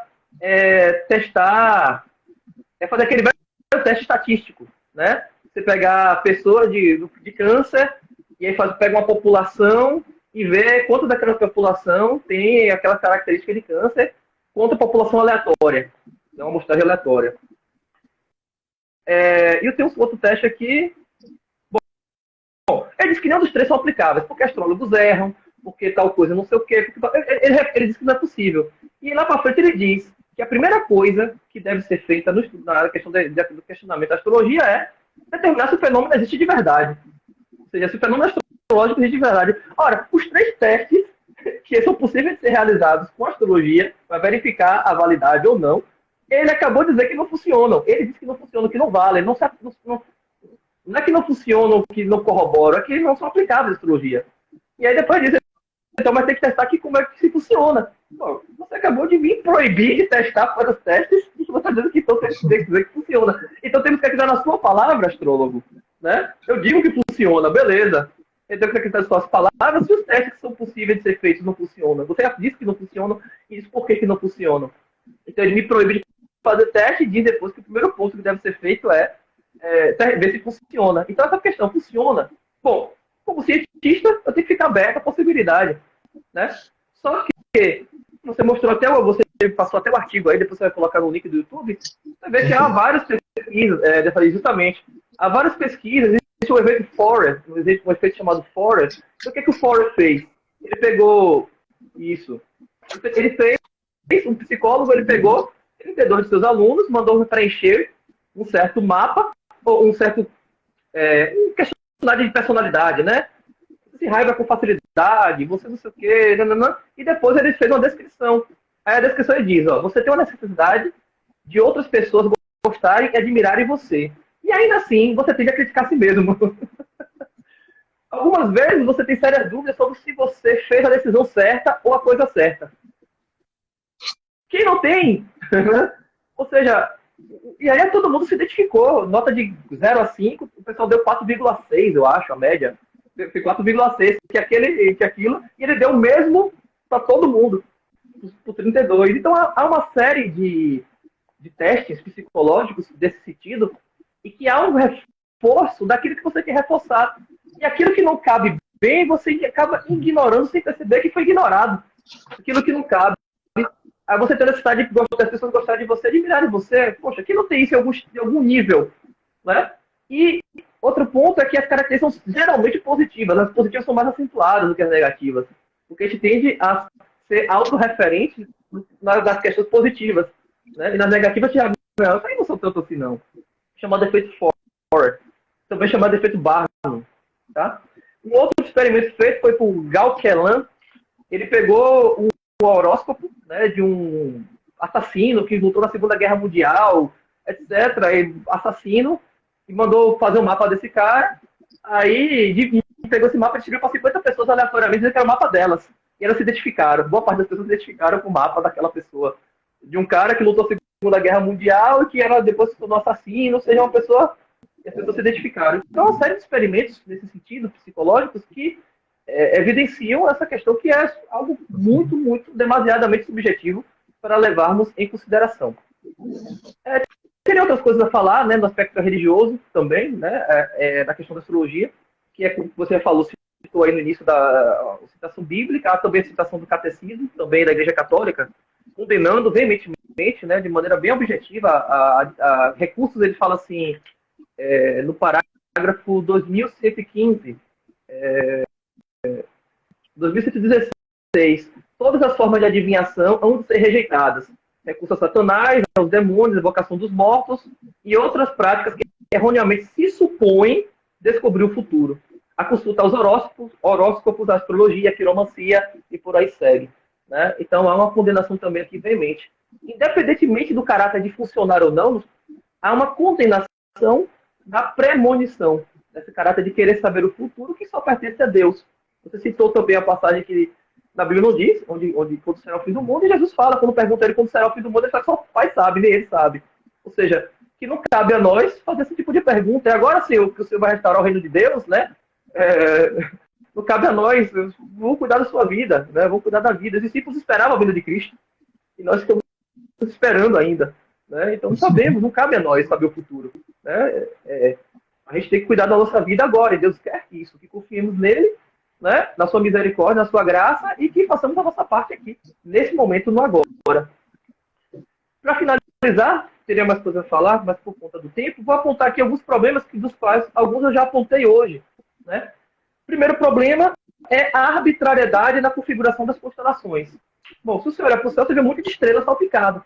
Então, o que são constelações? Você pode fazer, se eu pegar o mapa do céu e entregar para Felipe, entregar para qualquer um de vocês, vocês podem fazer até uma atividade com meus alunos de astronomia recentemente, um mapazinho do céu, uma região do céu, para eles criarem as constelações dele, inventar uma história sobre a constelação. Os índios faziam isso na América do Sul, né? Aqui na América, os índios da Austrália faziam isso, ou seja, toda a civilização olhou para o céu, ligou os pontinhos e criou suas histórias, seus mitos, suas lendas, né? Então, é totalmente arbitrário. Por que 12 e não 54 ou 5? Você pode fazer qualquer linha. Outro ponto arbitrário é que quando a gente olha para as constelações, a gente as vê todas como se estivessem no mesmo plano. Só que uma estrela está aqui, a outra está a centenas de anos-luz daquela, milhares de anos-luz daquela, de distância. Não estão todas no mesmo plano, não está tudo bonitinho ali. Tem uma aqui, outra lá, outra acolá. A nossa perspectiva é de tudo plano, no seu plano, mas não estão no plano. Então, a configuração de constelações é completamente arbitrária. O que nós chamamos de escorpião, outra civilização pode ter pego aquelas estrelas jogadas para cá em outra constelação e outras para cá em outra constelação. Então, é completamente arbitrário. Os babilônios fizeram 12, o Ptolomeu já sabia o que era o 13, tem uma constelação de Serpentário ou Ofiu, o Sol passa também nessa constelação, então o Ptolomeu já conhecia, e hoje, na verdade, são 13 signos do zodíaco, não são 12, teriam que ser 13. Só que o 12 tem um simbolismo que os astrólogos, então, o mantém, né? O símbolo do 12, que é um simbolismo também bíblico, é um simbolismo tradicional, aí que esse número acaba aparecendo em diversos aspectos da humanidade. Outra coisa que é interessante, pouca gente sabe, isso é bem sensacional. Não há correspondência entre o signo e a posição solar. No passado, talvez até houvesse, mas hoje não há mais. Então, quando a gente diz hoje 10 de março, vou abrir aqui, já no momento eu tenho aqui uma tabela, por exemplo, aqui cadê? Peixes. Peixes aqui é entre 12 de março e 18 de abril. O Sol passa pela constelação de Peixes entre 12 de março e 18 de abril. Ou seja, eu não nasci em Peixes, eu nasci em Áries. Áries não, eu nasci em Aquário, que é 17 de fevereiro e 11 de março. Isso astronomicamente. Então, o Sol só entrará em Peixes em 12 de março. Bom, isso tem uma justificativa, um fenômeno chamado precessão do equinócio. Porque o eixo da Terra gira, e como o eixo da Terra gira, essa configuração vai mudando. Então, no passado, é que define as eras, você deve ter ouvido falar, né? Era de peixe, nós estamos indo para a era de aquário. Né? No passado, quando os babilônios olhavam no céu, era a era de Áries. Então, tem a ver com o ponto chamado ponto vernal, né? Quando começa a primavera, o equinócio de primavera. O equinócio de primavera ocorre quando o Sol está no passado em Áries, agora em Peixes, daqui a 1000 e tantos anos, daqui a 300 anos mais ou menos, então um marco definitivo, vai estar em Aquário, esse ponto vernal. Ou seja, a primavera começará no hemisfério norte em Aquário, no caso do outono. E isso faz com que a posição solar mude com o tempo. Ou seja, onde está em 13 de março, isso vai se deslocando. Então, eu não nasci no signo quando o Sol estava na casa de Peixes, na constelação de Peixes. Ele estava no signo convencional de Peixes, porque esse signo convencional foi congelado. Os babilônios congelou e vai... Então, não há essa correspondência astronômica. Outro ponto. Na astrologia, o Sol leva 30 dias em cada casa, aproximadamente. Na astronomia, varia de 7 dias em Escorpião, você, por exemplo, o Sol passa apenas de 7 dias em Escorpião e 44 em Virgem. Ou seja, por quê? Porque tem constelações maiores e menores. Então, tem uma que ele passa rapidinho, tem outra que demora mais, porque a constelação é maior, está mais distribuída no zodíaco. Então, as casas de 30 graus bonitinho não correspondem também com a realidade. Não há essa correspondência, né? Entre tanto em duração como realmente no signo. Ou seja, no dia que eu nasci, o Sol não estava em Peixes. Simbolicamente, aí eles usam um termo simbólico, porque no passado, etc., estava em Peixes. Houve algum momento da época da humanidade que estava em Peixes quando eu nasci, no dia 10 de março, mas agora não mais. Pessoas com mapas diferentes, ou com o mesmo mapa, têm vidas completamente diferentes. Há testes também, há estudos que mostram que pegaram pessoas com o mesmo mapa, seja, que nasceram naquela mesma cidade, mesmo horário, e que tiveram vidas completamente diferentes. Então, eu vi até nesse artigo que você colocou aí, divórcios, taxa de divórcio, com signos ditos incompatíveis, é a mesma coisa, é proporcional com a população em geral, arbitrária. Então, assim, não há nenhum teste estatístico robusto que ateste para a validade do horóscopo, ou dos signos, ou da astrologia. Não há. Todos os testes que foram feitos até então demonstram justamente o contrário, que é o fenômeno ao acaso. Se você pegar a população ao acaso e fizer aquela estatística, vai dar o mesmo resultado. Né? Então, não há. Outro ponto. Nem todos os povos, até onde eu sei, tá? Isso aqui é algo que precisa investigar mais profundamente, desenvolveram uma astrologia. Isso é uma coisa interessante, é sutil, mas é bem interessante. Porque se a astrologia é algo realmente essencial na natureza humana, como a religião, por exemplo, não existe povo que não tenha religião. Não existe na humanidade nenhum povo ateu. Não existe na humanidade nenhum povo que venera ou adora divindades. Não existe. Ou seja, a religiosidade é algo que é essencialmente humano. Né? Como diria Santo Agostinho, dentro da gente existe algo que clama por Deus. E quando não encontramos, não nos foi revelado, nós inventamos. Mas há essa busca, essa necessidade de uma transcendência do ser humano. Não existe povo ateu. Existe ateus dentro do povo, mas não existe um povo cuja cultura é ateia. Não existe povo que não faça ritos de enterrar seus mortos e que creiam numa vida após a morte. Não há. Seja, uns foram para a estrela, outros foram para não sei aonde. Há, inclusive, culturas que se assemelham muito com a crença cristã, como os egípcios, com julgamento. Há um julgamento, pesa-se lá, Anubis, parece que pesa lá, bota a pena de um lado e o coração do homem do outro. Exatamente. O coração pesar mais do que a pena, vem um cão e devora. Né? O pescador, né? Na Grécia tem lá o Tártaro, né? Os Campos Elíseos, certo. Os grandes heróis, os Campos Elíseos, e o Tártaro para os grandes malfeitores, os que enganaram os deuses, cometeram grandes crimes. Então há a ideia de perpetuação da vida, de eternidade, da alma, e de julgamento, de juízo, de premiar o bom e punir o mal. Isso toda a cultura tem. E, ora, se a astrologia é algo essencial, tal como eles afirmam que é, Deus colocou lá no céu, e por que não todos os povos têm uma astrologia? Todos têm uma astronomia. Todos têm lendas associadas aos céus.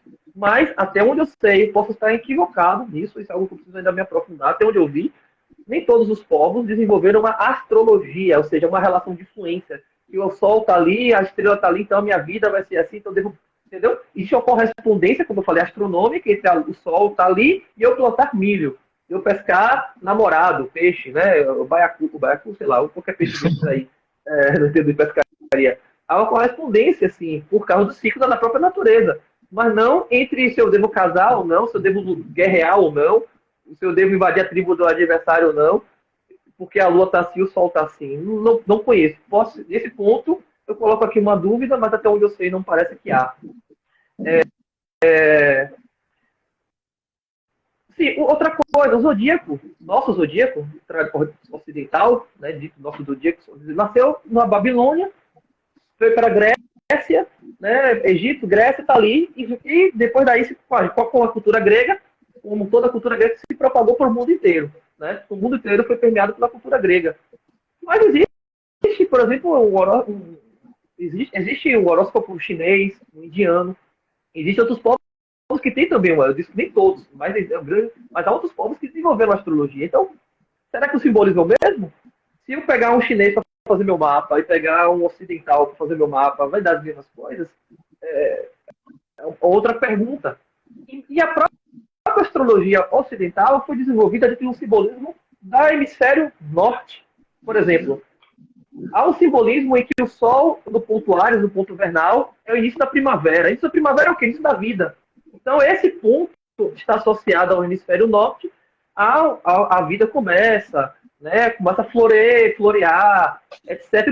O próprio Natal, existe uma história, essa história não há um consenso quanto a isso, que o próprio Natal foi escolhido como sendo a época da festa do sol, porque é o que? Próximo ao solstício de inverno. Então, próximo ao solstício de inverno, no hemisfério norte. Só que no sul é solstício de verão. Ou seja, esse simbolismo vale para o hemisfério norte, mas não vale para o hemisfério sul. O equinócio, que agora é 22 de março, de primavera, que é o hemisfério norte, onde começa o zodíaco, em Áries, né? Para nós aqui é o início do outono. Ou seja, o simbolismo do nascer, do brotar da vida, para a gente não. A vida começa a definhar. Começa outono, as árvores começam a secar, fica laranja, né? Os frutos, e se nós formos para o inverno rigoroso, daqui a pouco vai secar tudo. Então, teria que ser um simbolismo invertido. E, no entanto, a gente aplica aquele simbolismo do norte para nós também, aqui ao sul. Bom, já falei de diferentes astrologias, diferentes povos, né? Diferentes interpretações para o mesmo mapa, de diferentes astrólogos também. Se você pegar um mesmo mapa e entregar diversos astrólogos, para interpretações distintas do mesmo mapa. Por quê? Porque é subjetivo, é interpretativo, não é algo objetivo. Há elementos objetivos, mas a leitura do mapa é subjetiva. E já falei também de Ofiuco, que é uma constelação que os gregos tinham. Né? Além dos planetas também, que eu já citei aqui, né? Que não entram no zodíaco ordinário, e da vastidão do cosmos que nós temos hoje, que não se sabia no passado e hoje se sabe. Bom, são 12 pontos, são 12 questões. Depois eu vou fazer um cardzinho no meu perfil com esses pontos, organizando, que é interessante, para deixar tudo organizadinho lá. São 12 pontos que eu levantei, pode haver outros, e inclusive já conversei com pessoas que entendem de astrologia e até hoje não conseguiram me explicar. Já li 3 livros e eles tentam justificar, mas não é algo que me convence. Não me convence a justificativa, e quando não recorre a isso, olha, funciona porque eu digo que está funcionando, acredite em mim. Esses testes não funcionam porque astrólogos erram. porque assim, eles dão justificativa porque não funcionaram. Mas são os únicos 3 testes que nós podemos fazer, né, para testar a astrologia. Então, se nós não podemos, nós fomos proibidos de fazer esse teste, então realmente não há como confirmar se ela funciona ou não. Eu vou ter que confiar na palavra, das palavras dos astrólogos. E perceba só mais uma última coisa, quando eu falo de astrólogo, não entendam que todos os astrólogos são charlatões, são enganadores, isso não é verdade, tá? Isso não é verdade. Há pessoas, há astrólogos que realmente consideram aquilo e que acreditam naquilo que estão fazendo. E eventualmente deve acertar. Eventualmente deve acertar alguma coisa, certo? Não sei como acertam, por que acertam, mas, ora, você está ali trabalhando, você vai dizer algumas características da pessoa, etc., e alguma coisa pode acontecer. Então, não entendo que todo astrólogo necessariamente ele é charlatão. Então, há pessoas que acreditam, de fato, naquilo que estão fazendo. Há charlatões também, né, que estão ali, não sabem que aquilo não funciona, mas estão ali para ganhar dinheiro, né? Mas há pessoas que acreditam. Então, temos que ter esse discernimento também. Então, finalizando, Felipe, aqui, nos estendemos aqui por mais de 1 hora. Então, são esses aspectos. Então, assim, respondendo a pergunta, a astrologia não é ciência em 2 sentidos. Porque ela não está submetida ao método científico, não é refutável. Se um astrólogo faz meu mapa, e aquilo eu posso dizer que corresponde, porque vou ressaltar os aspectos positivos e ignorar os que não. Eu acabo ignorando aqueles que não batem, e fico só com os que batem. Ou também eu vou dizer o seguinte, foi a interpretação do astrólogo, o astrólogo não era eficiente, vamos para outro. Ou seja, você pode recorrer a diversos recursos para dizer por que não funcionou. Não há algo objetivamente assim, olha, Roberto, amanhã você vai tropeçar numa pedra na rua tal e você vai ralar seu joelho direito. Aí eu vou lá e realmente acontece, não existe isso. Eles mesmos condenam isso. Né? Os próprios astrólogos dizem, não, isso não dá para fazer, esse tipo de coisa. Né? Até aí eles colocam que há o livre-arbítrio, que há. Enfim, é uma confusão que eu tenho boa vontade de entender. Só que para mim ainda é muito difícil, né? Na visão, eu estou entrando no campo religioso, eu estou entrando no campo científico aqui, como uma pessoa que quer, um cientista, que quer realmente entender como é que eles entendem por dentro o mecanismo. E para mim, essas perguntas e essas questões me fazem muito claro de que realmente é algo que não funciona, não é verdadeiro. Entendeu? Não é verdadeiro. Né? E é isso, eu acho que falei demais. Falo demais. Né? Teria mais coisa para falar, mas eu acho que aqui já deu para sintetizar a ideia. Aí deixo aberto agora para possíveis perguntas que você ou alguém aí tenha. Com certeza. Foi uma verdadeira aula aí. O pessoal que estiver acompanhando a gente aí, ainda tem algumas pessoas acompanhando. Aqui no ao vivo tiverem perguntas, podem mandar, pessoal. Agora é o momento das perguntas e também das sugestões e recomendações. Eu gostaria de fazer as recomendações de livros, né, que vocês podem adquirir para estar aprendendo sobre astronomia.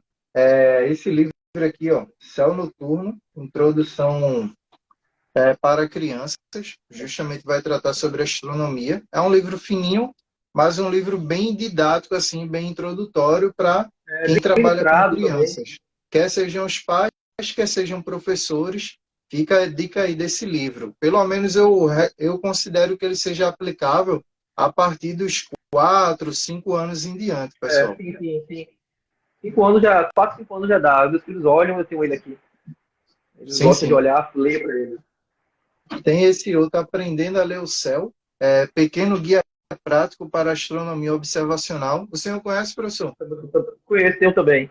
Esse daqui ele é um pouco mais técnico, então para quem tem filhos adolescentes, é um livro bom. E ele não somente aborda questões técnicas de astronomia, mas até questões técnicas envolvendo alguns instrumentos e algumas técnicas, né? Para a gente entender melhor os céus e observá-los. Tem mapas celestes ao final também. Tem os mapas celestes também ao final, né? Vários mapas.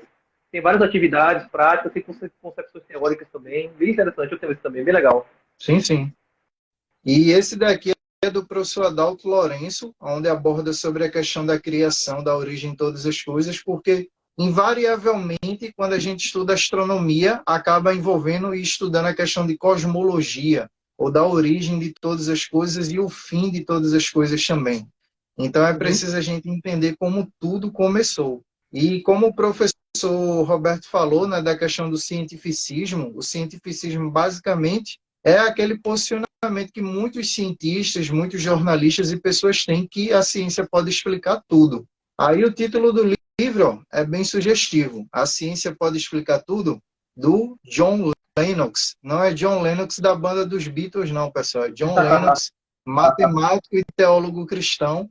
Tem vários livros cristãos sobre temática de cosmovisão cristã e ciência, e nesse livro aqui ele responde e trata dessa questão do cientificismo. Depois, para quem for assistir a live pelo canal no YouTube, vai estar linkado tudo que eu estou recomendando aqui, tudo que o professor Roberto também recomendar, vai estar linkado lá para vocês pesquisarem e se aprofundarem. Como vocês viram, foi uma verdadeira aula, né? E é um assunto que acaba se relacionando com vários outros assuntos. Tanto que eu fiquei calado aqui a maior parte do tempo só ouvindo e aprendendo. E da mesma forma, né, eu digo a vocês, vai ter assunto e mais assunto para vocês aprenderem, lerem também, enfim, ouvirem. E uma das coisas que eu posso contribuir, né, e resumir em relação a essa questão da astronomia, nesse artigo aqui que está lá no canal no YouTube, pessoal, e está nos stories aí, eu marquei uns trechos, né? E quando ele fala sobre esses testes científicos para buscar a verdade, se a astrologia é verdadeira ou não, uma das coisas que ele diz, ele apresenta vários testes que foram feitos, várias pesquisas, e ele diz, aparentemente, aqueles que procuram astrólogos desejam apenas uma orientação, qualquer que seja ela, uma orientação para a vida. E tem uma figura aqui bem interessante, para baixar esse material, essa figura daqui é uma mulher tendo um bebê e o pessoal fazendo trabalho de parto, né? Para essa criança nascer, e aqui atrás tem alguns astrólogos desenhando ou fazendo todo o mapa astral, né? Do desenvolvimento, do nascimento, do dia do nascimento dessa criança. A astrologia, ela busca ocupar um lugar que várias outras coisas também buscam ocupar, que é o lugar do próprio Deus. Como o próprio professor Roberto já falou, né? Tanto de citações de livros, da tradição da igreja, da própria Igreja Católica também, e de outros meios, a astrologia busca ocupar aquele lugar que pertence somente a Deus. Porque somente Deus pode prever o futuro e dizer o que nos acontecerá adiante. E ele, na sua palavra, que é a Bíblia Sagrada, ele já diz, não busquem médiuns, não busquem adivinhos, não busquem feiticeiros, astrólogos e por aí vai, porque nenhum deles sabe a verdade ou sabe o que virá a acontecer no futuro, e nenhum deles sabe o que aconteceu no passado. No máximo, eles podem fazer previsões aproximadas, né, de acordo com leitura de linguagem corporal, de acordo com algum conhecimento científico básico sobre algumas coisas, tanto sobre os astros quanto sobre as pessoas e o comportamento das pessoas, mas nenhum deles vai definir um manual de vida, nenhum deles vai definir um manual de orientação sobre como devemos tomar as nossas decisões e como devemos viver. Somente isso aqui, ó, vai ser o nosso manual de decisões, a Bíblia Sagrada. Ela vai ter todo o guia, né, todo o mapa para a gente literalmente viver e pautar as nossas vidas em todos os aspectos, e também vai ter a revelação sobre o passado, o presente e o futuro de toda a humanidade e de todo o universo. E como foi dito, né, a astrologia acaba se envolvendo com muita coisa, mesmo atualmente, em filmes, em jornais, em diversos tipos de produções, está presente massivamente em nossos dias. Até hoje vocês encontram aí jornais, emissoras e tudo mais, que tem os horóscopos lá, né? Mas melhor do que seguir o horóscopo é seguir a Bíblia. E também usar o nosso cérebro. Galileu disse que o Deus que nos deu o cérebro, ele não nos proibiria de usar esse mesmo cérebro que ele nos deu. Então, usem a palavra de Deus e usem o cérebro que Deus deu para vocês para pensarem. Como o professor Roberto disse, né? E apresentou todo o desenvolvimento da história da ciência aí, né? Especialmente da astronomia. Muita coisa que era conhecida no passado era limitado. E hoje a gente conhece cada vez mais, mas mesmo assim esse conhecimento ainda continua sendo limitado. Cada vez mais a gente conhece mais e mais do universo, mas ao mesmo tempo a gente percebe o quão pouco a gente conhece de fato. Somente o Criador, ele conhece todas as coisas sobre tudo, inclusive o nosso futuro e como a gente deve viver. Eu vi que teve algumas perguntas aí, professor. Não sei se o senhor ouviu. Eu vi aqui da Mônica, eu vou da Mônica aqui, pergunta assim, os três magos usaram a astrologia para encontrar Jesus? Bom, aí vamos lá. Olha só, como você disse, chegou um pouco depois, então tem dois pontos aqui, tá, Mônica? O primeiro ponto é que no passado, astronomia e astrologia era uma coisa só. Eu falei isso no início. Não havia distinção. Por quê? Porque, da mesma forma que você vê que o comportamento animal é determinado, de certa forma, pela posição dos astros, mas não porque esses determinam, porque o Sol está em tal posição, então o clima está mais quente e isso o animal vai se comportar de determinada maneira. Quando o Sol for para outra posição, esfria mais, então o animal vai migra. Em certa época é mais propícia para a procriação, outra época já não é mais. Enfim, comportamento animal porque o Sol influencia no clima e o clima influencia no comportamento animal. Explicação física simplesmente natural. Então, da mesma forma que fizeram, extrapolaram essa, aspas, influência para o ser humano, achando que também os astros implicariam no comportamento humano, na forma de ser, de personalidade, e não só nisso, mas também no futuro e no passado, no presente e no futuro. Então, o que eu vou fazer, quando eu vou fazer, qual é o melhor tempo propício para fazer tal coisa. Então, é uma extrapolação de uma observação dos fenômenos naturais para a personalidade, para a ação humana. Bom, dentro de entendido isso, os reis magos, não fica claro na Bíblia o que eles eram, né? Magos do Oriente. O que é ser mago do Oriente? Então, não fica claro o que é. No primeiro que não eram nem três, não se diz que eram três, né? Não sabe se quando. Diz uma tradição que associa os três reis magos por causa dos três presentes que eles deram a Jesus lá, né? Ouro, incenso e mirra, então associa-se a três. Não se sabe primeiramente a quantidade. Mas, independentemente dessa interpretação, dessa questão de que são três, se não eram, se eram, possivelmente eles eram astrônomos barra astrólogos. Tá? Possivelmente eles eram ambos. Certamente astrônomos. Né? Se eles faziam presságios e adivinhação, não sabemos. Né? Mas certamente astrônomos. E o que acontece? Eles conheciam uma profecia. Aqui eu estava até procurei aqui no livro dos números, não sei se tem em outro lugar. Eu vejo números, não vi aqui exatamente a referência, mas aqui diz assim: eu vejo, porém não agora, eu o contemplo, porém não de perto. De Jacó nascerá uma estrela, e de Israel se levantará o cetro, que esmagará as frontes de Moabe e o crânio de todos os descendentes de Sete. Né? Ora, havia uma profecia, número 24, 17. Havia uma profecia que os magos, chamamos assim eles, né? Os reis magos conheciam de que uma estrela seria um sinal da vida do Messias, do Salvador, da vida do Messias. Bom, mas que estrela? Bom, eles, sendo astrônomos, certamente eram, eles viram, um certo dia no céu, algo espetacular. Uma estrela que deveria brilhar como nenhuma outra, que deveria chamar a atenção como nenhuma outra. No meu perfil, inclusive, fiz um textinho bem bonitinho, particularmente, modéstia à parte, no Natal, sobre essa questão da estrela de Belém também. Eles viram aquilo. Aquela estrela brilhou para a humanidade inteira. Isso é importante, é a questão da astronomia aqui. Aquela estrela estava lá para toda a humanidade. Para toda a humanidade.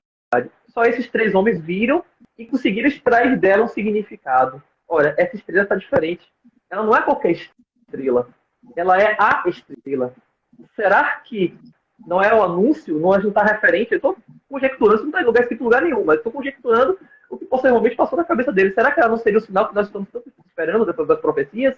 E tal foi a fé deles nisso, que eles levaram presentes, ouro, incenso e mirra, né? Que representa o quê? Divindade, o ouro, a realeza, o incenso, a divindade, e a mirra, a humanidade, né? Então levaram os presentes. Então eles viajaram no deserto, vieram lá do Oriente, viajaram, sabe, em direção àquela estrela. Aquela estrela tinha algo de especial. Então eles usaram astrologia, astronomia, não sei dizer. Eles viram um sinal no céu. Sinal no céu, a astronomia trabalha com sinais. Eles viram o sinal do céu e conseguiram, a partir desse sinal, e associando a uma profecia, sim, Deus faz profecias, Deus é o dono da vida, ele faz profecia, associando essa profecia que eles conheciam, né? Não sabemos como eles conheciam, mas eles conheciam. Então eles seguiram aquela estrela e encontraram como presente Jesus lá na manjedoura, né? Encontraram o rei dos céus, o rei da terra, o rei de todo o cosmos, ali deitado na manjedoura. Então, o que eu sei é que eles tiveram um olhar atento à realidade, um olhar atento ao céu, e conseguiram associar aquele sinal à profecia, né? Bom, aí, trazendo para o âmbito astronômico, o Ronaldo Mourão, que é um astrônomo famoso brasileiro, publicou mais de 80 livros sobre astronomia, tem diversos livros muito bons. Ele conjectura o que seria aquela estrela. Seria uma conjunção de astros? Seria uma supernova? Seria, sei lá, uma outra coisa? Não importa. Não importa de modo... Em termos astronômicos, é interessante, é curioso de investigar. Pô, será que... Aí eles investigam se naquela época houve alguma conjunção, né, olhando se houve alguma supernova, se houve algum fenômeno naquela época que Jesus nasceu, porque Jesus nasceu antes de Cristo, né? Não sei se vocês sabem disso. Jesus nasceu cerca de 9 anos, entre 6 e 9 anos antes de Cristo. Né? O ano zero não foi o ano que Jesus nasceu. Jesus nasceu 6 e 9 anos, mas é outra história, é outro papo. Eu gosto de brincar que Jesus nasceu antes de Cristo, né? Então, fazem esse retrocesso, mais ou menos naquela época, para ver se houve algum fenômeno irregular, mas eles eram astrônomos, gente. Se fosse uma conjunção, eles saberiam diferenciar uma conjunção de algo diferente no céu, de uma estrela. Eles saberiam diferenciar. Então, havia algo. E não só isso, aquela estrela os guiou. É como se ela estivesse apontando. Olha, é aqui, é aqui, é aqui. Então, eles foram em direção àquela estrela, como se ela estivesse guiando. Ó. Eles acharam o local exato, no meio do deserto, onde Jesus, ali no lugar de Belém, né? Enfim, ali no lugar onde Jesus nasceu, na manjedoura, ali naquele lugar, uma caverna, uma gruta, ali. Então, havia algo de miraculoso naquela estrela. Não era só um fenômeno natural que Deus convenientemente fez aparecer. Da mesma forma que a passagem do Mar Vermelho não foi só uma seca que aconteceu ali. É impossível explicar a passagem do Mar Vermelho só com uma seca. Você pode até explicar que eles passaram com a seca, mas como é que os egípcios foram afogados? Né? Depois. Né? Então, há essa tendência de pegar os milagres e tentar trazer para um âmbito simplesmente meramente natural para dar uma explicação científica. É por isso que eu falo que é perigoso usar essa questão de ciência, duas ciências, etc. É muito perigoso. Então, você responde a sua pergunta. Então, se foi astrológico, uma previsão, não foi uma previsão. Eles não olharam para o céu e, a partir daqui, fizeram um mapa e, olha, nasceu Deus ali. Né? Possivelmente, eles conheciam a profecia, viram o sinal, mas só eles foram capazes de interpretar aquele sinal no céu e correlacionar com a profecia. Né? E acharam Jesus. Então, pelo menos essa é a minha opinião. Isso é o que eu penso a respeito desse fenômeno. Sim, sim. Possivelmente eles eram astrólogos. Possivelmente eles eram astrólogos porque, como eu falei, não havia claramente essa distinção. Né? E também, para título de curiosidade, pessoal, tanto no Antigo Testamento quanto no período do Novo Testamento, diversos povos e culturas tinham um certo conhecimento sobre o Deus verdadeiro, tal como Israel, mas não tinham o mesmo nível de revelação e entendimento que a nação de Israel tem. Tanto que o professor citou aí a passagem que fala de Balaão, né? Balaão não era da nação de Israel, ele era um profeta, mas que infelizmente estava utilizando o discernimento espiritual dele vendendo, né, o discernimento espiritual dele e servindo por dinheiro, por interesses financeiros. Mas o próprio Deus chegou a falar diretamente com ele e disse: não amaldiçoe a nação de Israel. Não faça isso, diga isso que eu estou dizendo ao rei Balaque. Então, Balaão era um profeta e era um homem que conhecia o Deus verdadeiro, mas seguiu um caminho de desobediência, seguiu um caminho ignorando o que o Deus verdadeiro mostrou a ele, né? E vários outros personagens bíblicos são citados que eles não faziam parte da linhagem, né? E de toda a história da nação de Israel, como Melquisedeque, lá em Gênesis, que Abraão vai até ele, entrega o dízimo e tudo mais, é abençoado por ele, né? Ele conhecia o Deus verdadeiro, mas não fazia parte da nação de Israel. E vários outros personagens... O povo hebreu teve exilado na Babilônia, na Mesopotâmia, o povo de Israel também teve exilado no Egito. Pois é. Então, claro que dessas culturas tiveram contato com outras culturas, e aquela cultura deles também, ao mesmo tempo que eles receberam alguma coisa daquela cultura, eles também propagaram a sua cultura. Né, justamente. Então, e fora a própria rainha de Sabá, né? Tem história da rainha de Sabá sobre a sabedoria do Oriente também, sabia da sabedoria de Salomão, Pois é. né? Não da África, Para né? Me parece, na quem... verdade. Sim, sim. E para quem quiser estudar um pouco sobre isso, tem um livro chamado O Fator Melquisedeque, onde ele mostra, né, como o evangelho estava já, a ideia do evangelho já estava incrustada, por assim dizer, ou permeada nas culturas de todos os povos. E desde Gênesis, lá, Gênesis capítulo 3, a gente já vê o evangelho sendo apresentado com a promessa da vinda do Salvador de toda a humanidade, daquele que pisaria a cabeça da serpente e a serpente lhe feriria o calcanhar. Então, ao longo de toda a Bíblia, a gente vê diversas referências em relação ao Messias, e também esse livro, O Fator Melquisedeque, vai pontuar, né, diversas culturas e povos que não eram judeus e necessariamente não eram cristãos, mas conheciam algo acerca do Deus verdadeiro. É só complementando isso que o professor falou, né? Então, deixa eu ver se tem mais algum comentário, perguntas aqui. A Mônica agradeceu, professor. Eu ressalto o que o professor disse também, concordo com ele. Inclusive, até mesmo na própria Bíblia também tem outros personagens que tinham conhecimento de astronomia e astrologia, que era lá no contexto do profeta Daniel, né, onde todos os sábios, astrólogos e adivinhos se apresentam para tentar descobrir o sonho do rei lá e o significado, e nenhum deles sabe. Aí somente Daniel sabe não por conta dos conhecimentos que ele tem, mas porque ele foi buscar a orientação daquele que tudo sabe, né? E da mesma forma a gente vê José e tudo mais, então a ciência sempre tem limites, e mesmo a astrologia, que muitos pensam ser uma ciência, ela se demonstra ser falha. Mas mesmo aquela que se demonstra buscar a verdade, se importar com a verdade, que é a ciência, o método científico e tudo mais, também tem limites. Por isso que o professor no início da live falou, né, dessa questão de a gente nem ser supersticioso, mas também nem pensar e acreditar que a ciência pode responder tudo e determinar tudo em nossas vidas. Então, é isso, pessoal. Eu acho que já vai para 2 horas de live, professor. Tá bom, né? Mas se tem recomendações aí, também quiser fazer alguma divulgação de algum trabalho, produto que o senhor já ofereça aí no ensino de astronomia também, pode fazer. E a palavra Agradeço. é com o senhor. Falar do jabá aqui, né? Sim, sim. É o seguinte, pessoal.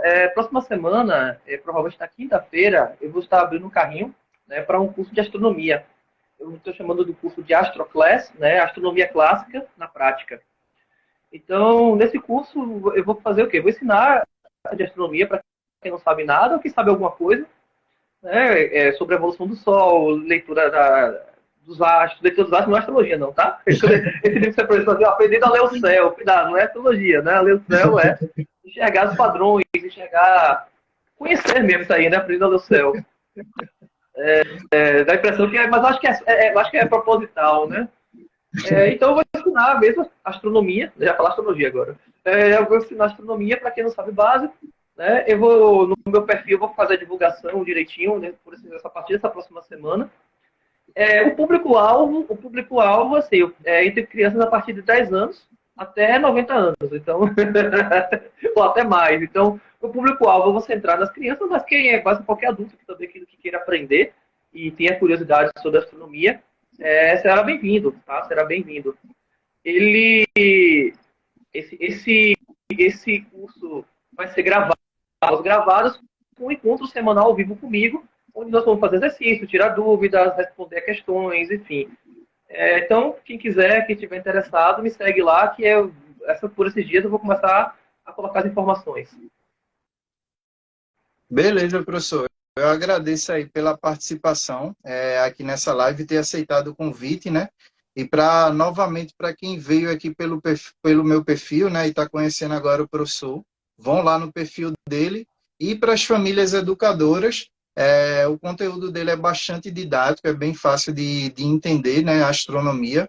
Já dei uma olhada no perfil dele, então é aquela coisa, vocês vão ter um professor que domina o assunto de astronomia e com uma didática que mesmo crianças podem entender, né? Eu gostei muito do post aí sobre a questão da astronomia e da astrologia com o Ryu e Ken, né, lutando lá. Sim. Bastante didático. Para todo adulto que jogou Street Fighter vai entender muito bem, né?